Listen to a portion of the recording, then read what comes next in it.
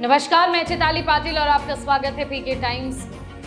संघर्ष की राह कठिन जरूर होती है, लेकिन जब कोई नेता लगातार सड़क से सदन और कोर्ट से कानून तक हर मोर्चे पर मजबूती से डटा रहता है तो उसकी लड़ाई जनता की आवाज बन जाती है। नागौर के सांसद और राष्ट्रीय लोकतांत्रिक पार्टी आरएलपी के सुप्रीमो हनुमान बेनीवाल का राजनीतिक सफर इसी लड़ाई का परिणाम है। हाल ही में राजस्थान हाईकोर्ट ने एसआई भर्ती 2021 को रद्द करने का ऐतिहासिक निर्णय सुनाया, जिसे आमजन की जीत और बेनीवाल की लंबी लड़ाई का परिणाम माना जा रहा है।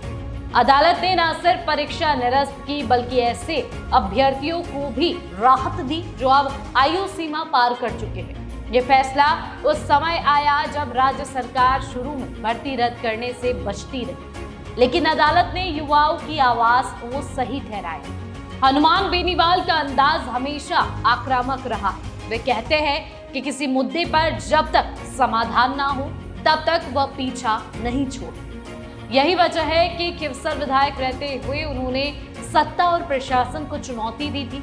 उनकी यही कार्यशैली सांसद बनने के बाद और तेज हुई।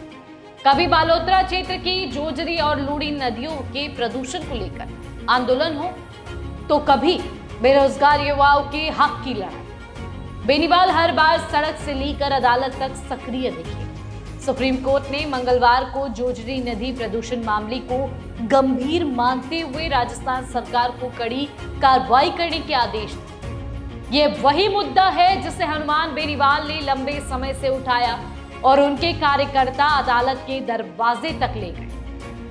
सरकारी बंगले और बिजली कनेक्शन को लेकर भी उनकी लड़ाई चर्चा में रही। जयपुर के झालूपुरा स्थित आवास को खाली करने के नोटिस और नागौर आवास पर बिजली कनेक्शन काटने की कार्रवाई को उन्होंने राजनीतिक द्वेष करार दिया। इस मामले को भी वे हाईकोर्ट तक ले गए, जहां से उन्हें अस्थायी राहत मिली।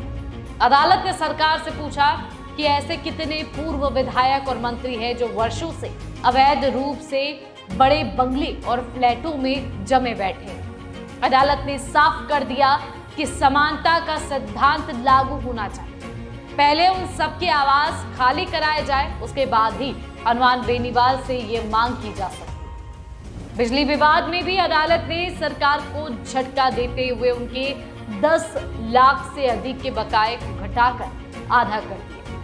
हनुमान बेनीवाल की ताकत यह है कि वे केवल राजनीतिक मंच पर भाषण देने वाले नेता नहीं, उन्होंने एलएलबी की पढ़ाई की और कानून की गहरी समझ रखते हैं। इस वजह से वे हर मुद्दे पर कानूनी रास्ता भी तलाशते हैं और सरकार को अदालत के कटघरे तक ले जाते हैं। यही कारण है कि जनता के बीच उनकी छवि एक ऐसे नेता की है जो केवल नारेबाजी नहीं, बल्कि कानूनी दलीलों और न्यायिक फैसलों से भी सरकार को झुकाने की क्षमता रखते हैं।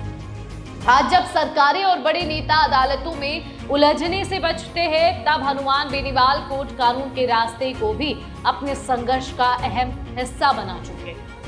उनकी रणनीति साफ है, अगर सड़क और सदन से सरकार नहीं सुनती तो अदालत जरूर सुनेगी। यही वजह है कि एसआई भर्ती 2021 का रद्द होना, सरकारी आवास मामले में राहत और जोजरी लूड़ी नदी प्रदूषण पर सुप्रीम कोर्ट की सख्ती, सब उनकी लगातार और कानूनी तौर पर मजबूत लड़ाई का नतीजा है। जनता के बीच ये संदेश गहराई से जा रहा है कि हनुमान बेनीवाल का संघर्ष कभी व्यर्थ नहीं जाता। इस पर आपका क्या कहना है, कमेंट कर जरूर बताएं और खबरों का सिलसिला यूं ही लगातार जारी रहेगा। देखते रहिए पीके टाइम्स। मरुधरा से खुद को जोड़ने के लिए सब्सक्राइब करें और बने रहें पीके टाइम्स के साथ।